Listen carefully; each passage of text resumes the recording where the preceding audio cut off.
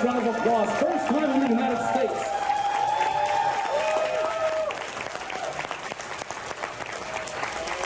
Come on, keep it going, everybody. First 50th anniversary, first time in the United States. This is a special treat. First time here, and with a spooky empire, everybody.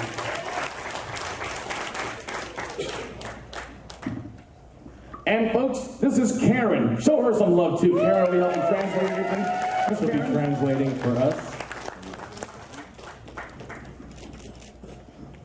Alrighty, well, first things first, guys, thank you so much for being here. Thank Mr. Furuya for being a part of this. This is legendary. I don't think anybody here, all of us truly grasp the magnitude of what it's like to have Mr. Furuya here for the 50th anniversary of Ultraman. But as Jim said, there was a career before Ultraman. Mr. Furuya was a part of the Toho actor. If you could tell us a little bit about the kind of the inception, the beginning of his acting career, what interested him in those type of movies, and what led to eventually becoming the legendary Ultraman.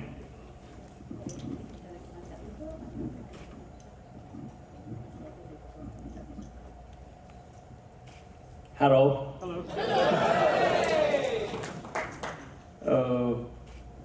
東宝撮影所、東宝ムービーは、宝田明、中島春夫、三船敏郎、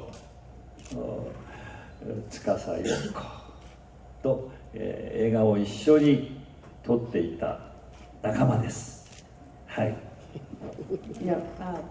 I was an actor of Toho Studio, and I was in the movie with Mr. Takarada, Haruo Nakajima, Mifune Toshiro, and Tsukasa Yoko, before I became an Ultraman. Awesome. How about it, guys, huh? And of course, we talked about the 50-year anniversary. Jim mentioned Ultra 7 that we didn't have here in the United States. Let's get the elephant out of the room right now, right away. Let's talk about the Ultraman suit.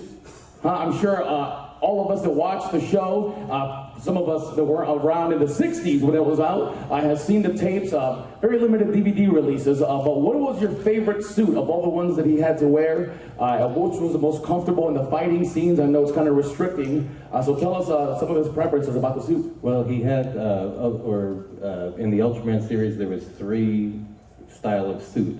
So I think they developed it as they went along and were filming. So which was the easiest for him to work with?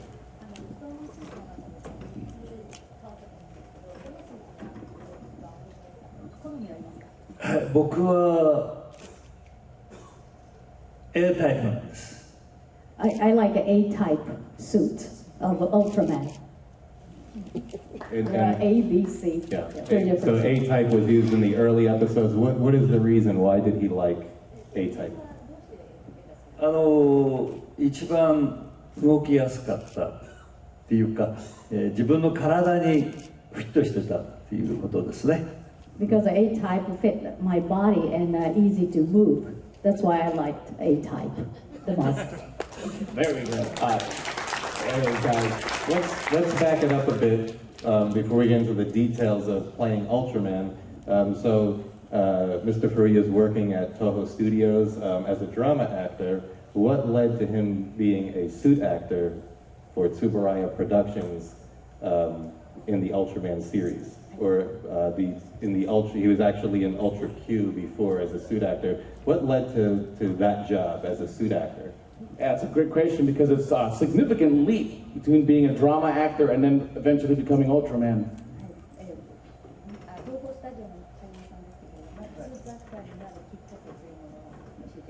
まず、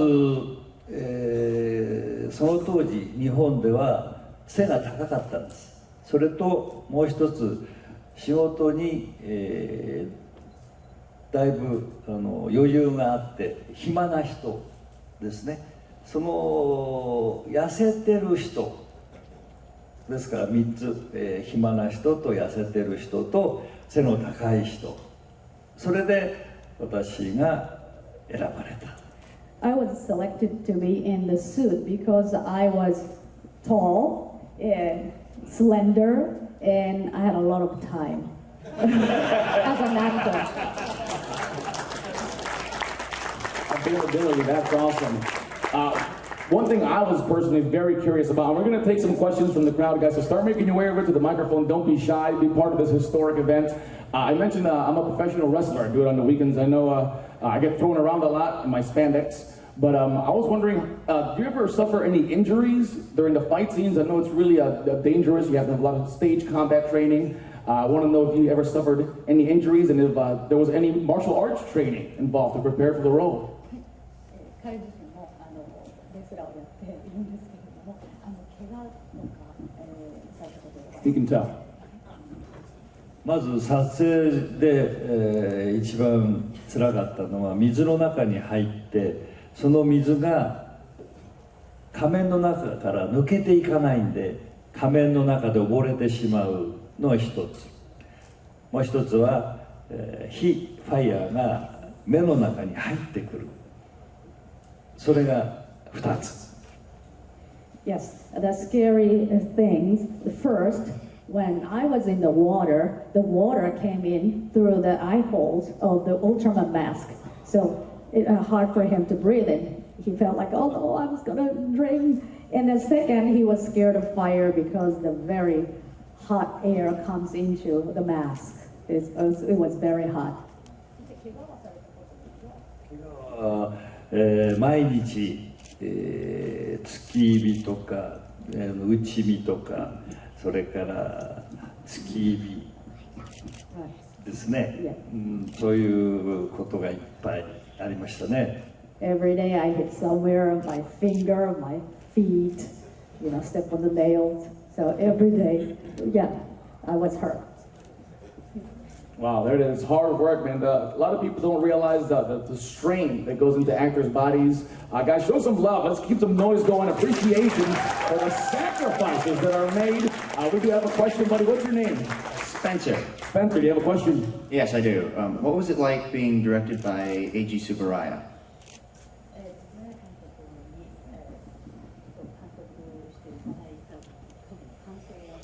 Ah, 優しい人。 He was very sweet and kind. すごい優しい人。 Very, very sweet. その当時おじいさんなんです、もう。 He was old at that time.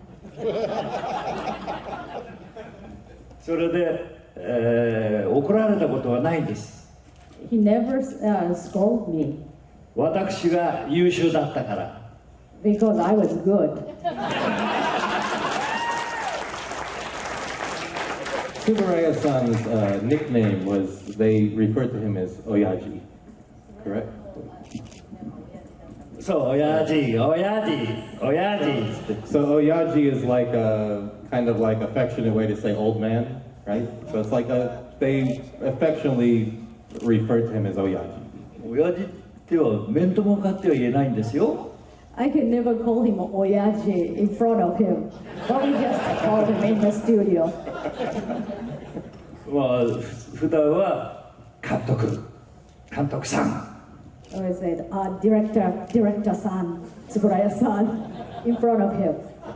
I do have one question before we take the next one from the crowd. Growing up as a young man, as a child, were you a fan of the sci-fi or the comic book characters, kind of the stuff that you guys portray? Were you a fan of that type of fiction?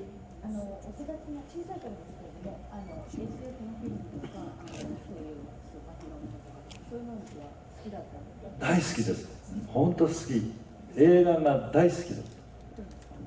He liked it a lot, and especially he was a big fan of films. He grew up. 学校行かないで、学校サボって映画館に行ってたちっちゃい頃、小学校の頃。 Yeah, when I was in elementary school, I skipped school and I went to the movie theaters. ムービースターになりたくて。 I really wanted to be a movie star. And by the way, kids, just because Ultraman did it doesn't mean you should skip school. What's your name, buddy? My name's Kevin. How are you doing? Kevin, great. Do you have a question? My question actually does concern Ultra 7, episode 12. It has been shown in the United States twice, dubbed in English, but I understand that after the first Japanese airing in 1967, it was banned.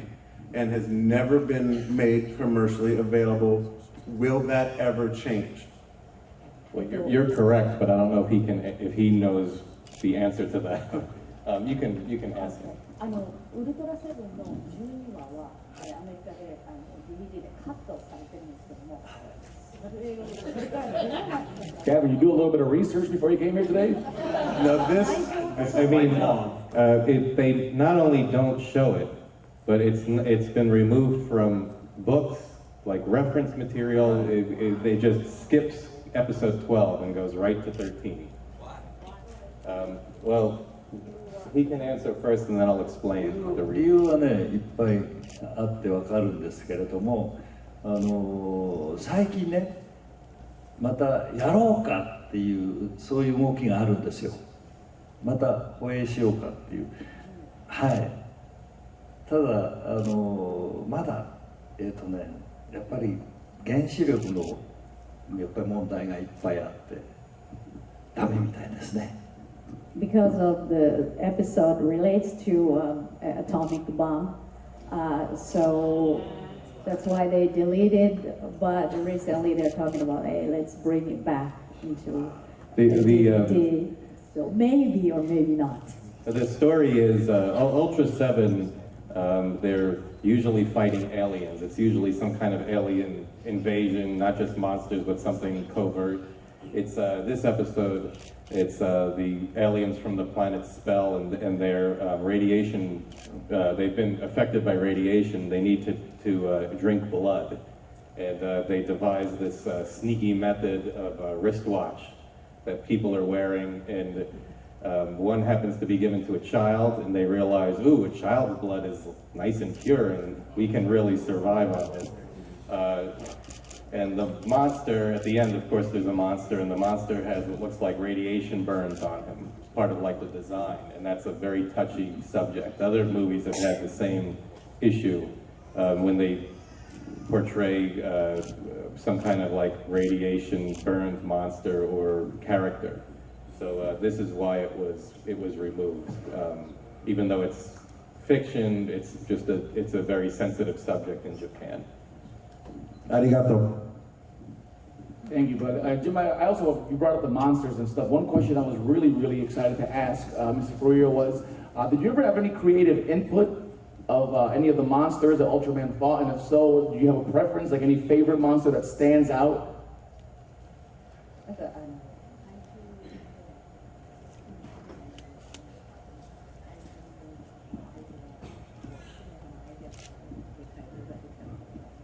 ありますあります。優しい怪獣を作ってくださいって脚本家に言ったんです。金城さんに言ったんですね。そしたら、まずできたのがヒドラ、それからシーボーズ、それからウー、その3つが何もしないで人間に危害を加えないからウルトラマンはスペシウム光線で殺さないで返してあげましょうよっていうそういうお話なのね。それを僕がいつも怪獣を殺してるからもうたまには何にもしないで返してあげましょうよというそういうサジェッションをした。それがその3つの怪獣。そう。Yeah, I asked one of the screenwriters named Kinjo, asking him that please create, sweet monsters which were not harmful to the human beings. Then, Ultraman always kill kaijus, right, monsters. So every once in a while, he doesn't want to kill kaijus and he want to send them back to the space. And he asked Kinjo-san, and Kinjo-san said, okay, I'll think about it. And then it came Hedora, Shibos, so Ultraman didn't use the specium rays and then sent them back to the space. That was those episodes. 優しいウルトラマン。Or Sweet Ultraman. Those those three episodes, two of them in particular, the Hidara episode and the Wu episode, the monsters have a connection to a human. In one case, it's a child who was a deceased child, the spirit of a deceased child. So that's more of like that's how they add the human element to it. And Cebu's is very interesting because they discover a monster graveyard. When Ultraman's killing the monsters, the monsters are basically being sent into space in this monster graveyard, and the Science Patrol and Ultraman feel sorry about this once they discover this, so they actually hold a service for the memory of all these monsters that were killed. And then one of them, which is Cebu's is kind of a play on skeleton, right? So it's basically a monster skeleton falls from space and is trying to get back. And Ultraman, has to fight it, but he's sympathetic and helps it to get back into space. So a much different take than just, kind of beating the crap out of the enemy. Oh, absolutely. Fighting a giant skeleton during a monster funeral. That's very, sometimes that's lost in the translation when these shows are coming to the USA, but a lot of the, the Power Rangers, which originates in Japan, all these Ultra series, they have a lot of humanity to the story, and they're very well thought out. And here they're kind of like this is fodder for Saturday, morning programming, and they don't care about the story. But in Japan, they care very much about the story, and they try to make it very humanistic. Any fans of the Power Rangers here, by chance? Show of hands. Yeah, one of the men that paved the way, Mr. Ben Furuya. I'll take another question from the crowd. What's your name, bud? My name's Corey. You actually stole my question, so I'm going to go to the other end of it. There you go. Konnichiwa, Furuya-san. Hello.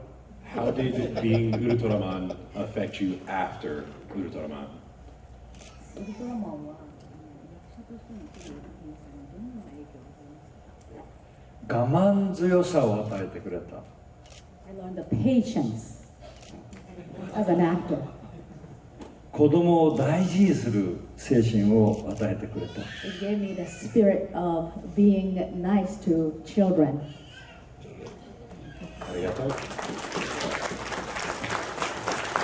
Next question. What's your name, bud? Adam, how does it feel to see fans, not just in Japan, but all over the world, liking Ultraman? Just seeing all the fans here for Ultraman, basically. How does that make them feel? 世界中でファンがいて、こうしていろいろな会場もあるんですけど、どのようにお感じになりますか？今日の来てくれたお客様が今までで一番最高です。 You're the best. Best audience I've ever met. Thank you. Thank you very much. Karen, I actually did want to touch a little bit more on that question. I want to ask Mr. Furuya if he ever actually sits and grasps the magnitude of the impact that he had on pop culture, being Ultraman, paving the way for popular shows such as, Power Rangers and stuff like that. Does he ever really sit and think about the gigantic impact that he had? Not just in Japan, but here in the United States of America. What does he feel about Yeah. it? ウルトラマンが原点というか、いろんなアイデアがスーパーで、そのことについてどうお考えになりますか？すごい幸せに感じてますっていうのは、この僕72なんですよ。 Yes, I feel very happy about it. Ultraman is the icon of all the superhero movie, and I am 72 years old. Do I look like 72 years old? What do you think? Does he look 72 years old? おじいさんがね、この年になって外国に行かせてもらって、ね、世界飛行機に乗せてもらって、その町々の人たちに会って素晴らしい夢をもらえるっていうことはウルトラマンが最高だと思ってます、僕にとって。 So I'm 72 years old, and this old man gets to go to lots of cities all over the world and being welcome. I'm so happy, and I see the people in town And that means Ultraman has a big impact to the world. So I'm very happy about it. 今日ね来てくれたお客様、女性がすごい多いんですよ。サインのしてくださいというお客様がね、その女性の目が子供に帰っている目で、もう素晴らしい人たちばっかで、今日ここに来てよかったなっていうふうにね感じてますね。本当幸せだなっていうふうにウルトラマンをやってね、本当にありがとう。Yeah, today I've seen a lot of ladies, and then when he gives, those ladies autographs, their eyes are like a child, as if they're going back to their childhood. And he's so happy and honored to be here, or going to the other world for the convention. So that's why he really appreciates that he was the Ultraman. So she says, thank you so much. Thank you. Absolutely. I want to ask a question to Simon because and you can translate, you could explain this to Mr. Furuya, because we all as Americans, in our exposure to Ultraman, we all have a similar story. So how did you first see Ultraman? What's your story of seeing this show? I was actually born in South America, and I remember at a very early age, before we even came to the United States, there were tapes over there, so it was translated in Spanish. Yeah, it's popular in South America too, very, various very countries. Yeah. I've always been a big nerd, I guess, if you will, a big fan of comic books and of course, monster movies and stuff like that. And my first exposure in English actually was 7th grade or something like that. One of my buddies was a big wrestling fan, and there's a company called Kaiju Big Battle, and they have big monsters that fight all over. You guys heard of Kaiju Big Battle before, anybody? Yeah, it's outstanding stuff. And so I've always kind of gravitated towards big stories. I'm a huge fan of storytelling. Costumes that capture. I'm a big villain fan, so all the monsters of Ultraman thought that's actually my preference on the show. So I'm just like you guys, man. I'm so excited to be here. You guys were so receptive to having me up here, and this is 50th anniversary of Ultraman and the first time on U.S. soil him being here with us at Spooky Empire. So just the magnitude of just sitting here and seeing so many of you guys out here appreciating is the effect that it's had on me. And how would you say with like you said, you discovered Ultraman, but then there was all this other stuff. Why does the Japanese sci-fi and superheroes, why does that stand out? The storytelling, absolutely the storytelling. Just as in Japanese professional wrestling, the fans are very appreciative. It's a part of a culture to them. It's almost like a religion, if you will. That's safe to say. They really, really take into account. They kind of idolize, as they should. He's a living legend. And they put people up on the pedestal that they deserve to be on. And just the storytelling is so grasping. It goes beyond just gratuitous violence and fighting for fighting's sake, It's like I said, a lot of us have that same story because we were watching Ultraman, like who saw Ultraman on TV in the 70s, like when it was first on, all these folks. There was a lot of other shows, but the Japanese programming was always kind of larger than life. And this came from Mr. Tsuburaya. He loved children, he just wanted to entertain everybody. And, he wasn't trying to make, think of the movies that, the science fiction movies we had in the USA, coming out of the USA, and we had some great ones, The Creature from the Black Lagoon, but a lot of our stuff was just kind of like insects or animals made really big. And Mr. Tsuburaya didn't really care about that. He was making fantasy. He wanted, these aren't dinosaurs. These were monsters and, alien superheroes. So he really, that was his vision, was to have these larger-than-life, very colorful characters. And Ultraman and his series just before it, Ultra Q, these are like the icons of this whole, they actually called 1966 in Japan was the kaiju boom. And it's when really all of this stuff took off. You had Godzilla movies were happening, Ultraman and Ultra Q were on television. They started Gamera a year before. There was Gappa, there was all these movies and, TV shows with these giant, colorful monsters and heroes. So this was the beginning of all of it. And that's, to me, why it's always stood out and why so many of us have the same story. This TV show from halfway around the world speaks to everybody.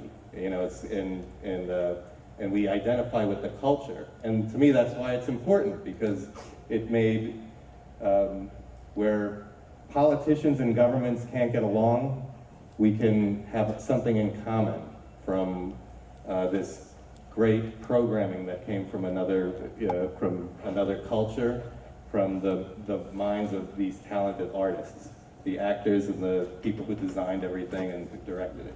Absolutely, kind of relating to like a live action anime, you know, it's in colors and characters. One question, and we'll take your question soon too. One thing I wanted to know is, what do you think after all of these years, the 50th anniversary, what makes Ultraman such a beloved character, enough to where parents, the next generation are passing it down to the younger kids? There's, you know, I've walked out to the autograph room and there was little tiny kids. There's no way they would have known about Ultraman, you know, if it wasn't for their parents. What do you think it is that captivates people so much and makes Ultraman such a beloved character after all these years?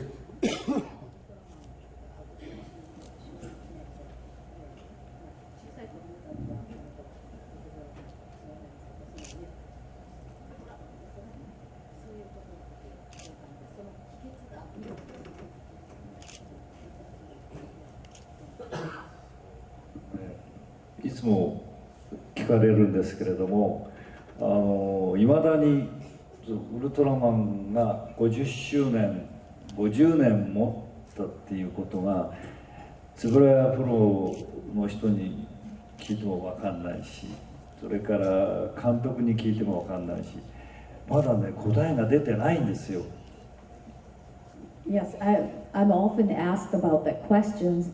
Even I ask Tsuburaya production people or the director the same question, but they said, oh, we have no idea. So he's still seeking the answers. Yeah, I guess the answer truly lies in the fans and then everyone's interpretation. What's your name, bud? Hi, I'm Grant. First of all, I'd like to say thank you from me and my family for entertaining us through, you know, multiple generations. You said you were always going to the movies when you were young. What are some of the most influential and your favorite movies that you saw at that time? That's a great question.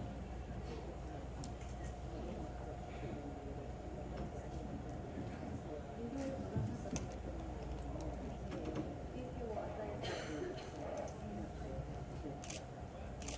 was a 子供の頃一番見たのがシェーンです。シェーン。西部劇。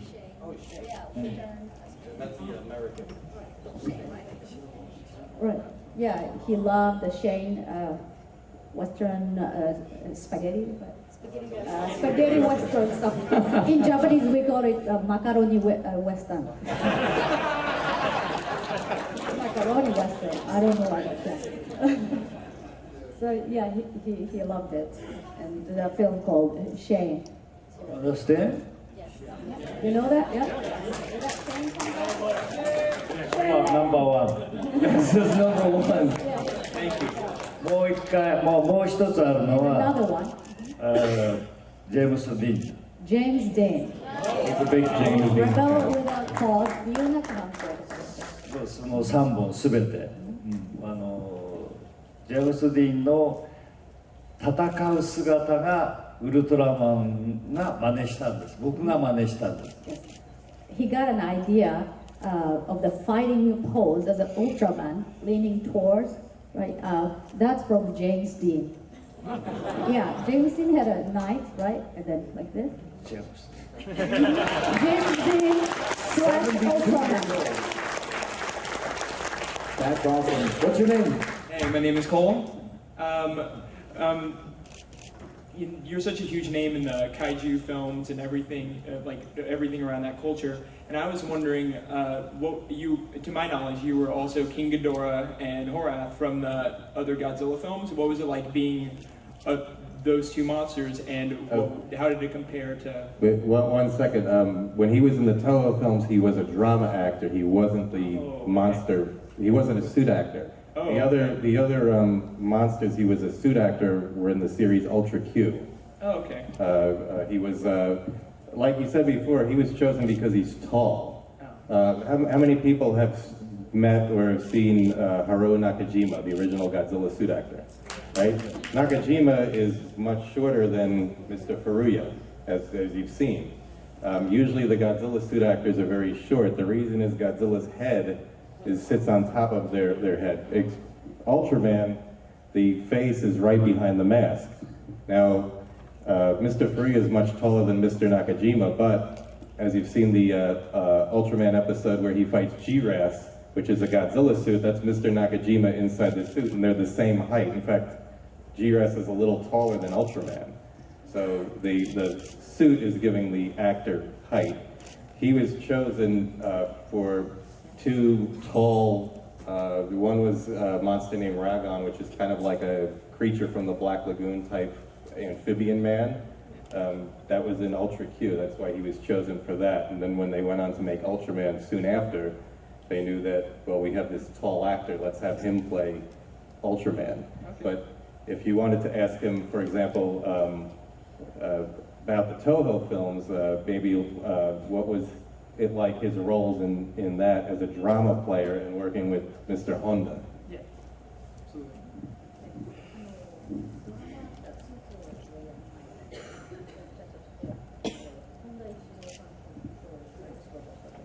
ありますよ、いっぱいあります。本田さんはね、優しい方でね、監督っていうとね、怒ると大きい声出すんですけれどもね、本田さんはね、いつも優しい声で、それがゴジラのいい映画になったのかなって今でも思ってるんですけれども、いつもご一緒させていただきました。I've worked a lot with the director, Mr. Honda, and he was very kind and calm and sweet. Usually director yell at the actors oftentimes, but director Honda, never did that.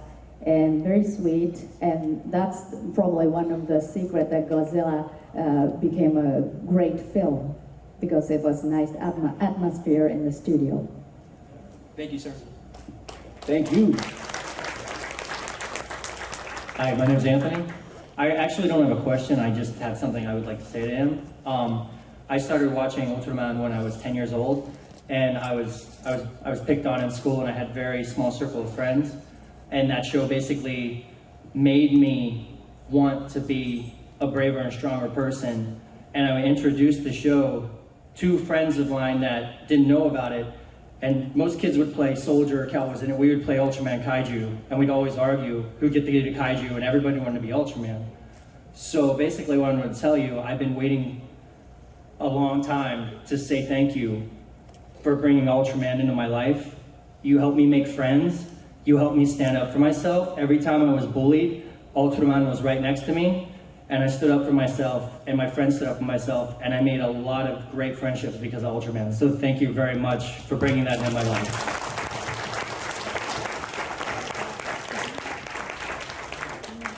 I want to hug you.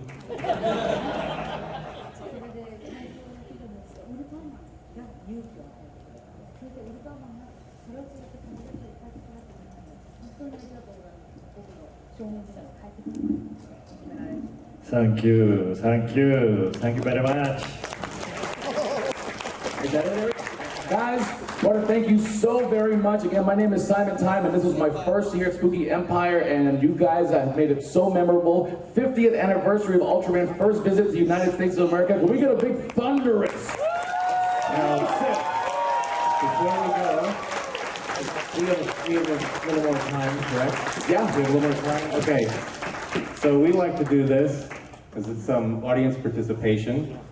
But we're going to have Mr. Furuya teach everybody to do the Spacium Ray pose. So this way, when you come to see him, you're going to be all set to do it. このスペシウム光線を作るために仕事を辛い思いをして家に帰って毎日300回三面鏡を見て練習したんです。Yes. in order to make the perfect specium raise pose every night after a really hard day, being in a suit, lots of injuries. But still, I went home and in front of the mirror, I practiced 300 times each night. ウルトラマンは武器を持ってないんです。 Ultraman doesn't have weapons. それでこの光線をスペシウム光線を作ってこれが武器になる。 So that's why Ultraman has a specium rays. だからどんな時でもどんな大変な時でもかっこいいスペシウム光線を作ろうと思って苦労したんです。 So that's why I worked very hard. Whenever, whenever I'm there, I have to make the perfect pose because Ultraman doesn't have a weapon. So that's why I try to make the perfect pose. So let's have him do it once for everybody, and then then he's going to teach everybody step by step how to do it. And guys, when he does the pose, I want to hear the roof come off this place.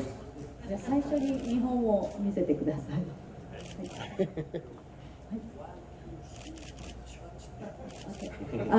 Can you all say 1, 2, 3, swatch? Then he'll do it. Okay, ready? 1, 2, 3, swatch! Come on.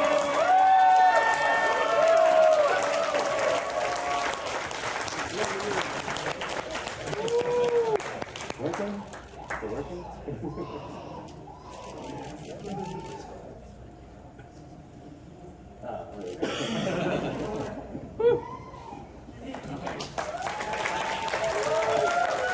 Keep it going, guys. Years from now, everybody can say we were in this room for such a historic event to have Mr. Ben Furuya 50-year anniversary here at Spooky Empire with us, guys. And we do have Okay, now I want everybody to get up. I want to see you guys do this. He's going to show you step by step what you need to do so you're ready to defeat monsters whenever that's going to happen. Okay, so Here it is. what's the first step? Step forward with your left leg. It's like a more dangerous hokey pokey. And notice the fingers are curled. Okay. You got it really good right here. She's doing a really good job. Fingers got to be curled. She's ready to fight some kaijus. You got to switch your arms. You're up. Yeah, there you go. Now you want that arm. And don't hide your face. Don't cover your face. Like this? Like this? No. This one? Now, Jim, I know Ultraman wore a mask, but is there any preferred scowl? Growling, perhaps? There you go. You got it. Okay, ready? And don't cover the color timer, the warning lights. Yep. So don't cover your face. And let's Follow hear the timers. everybody say shuash.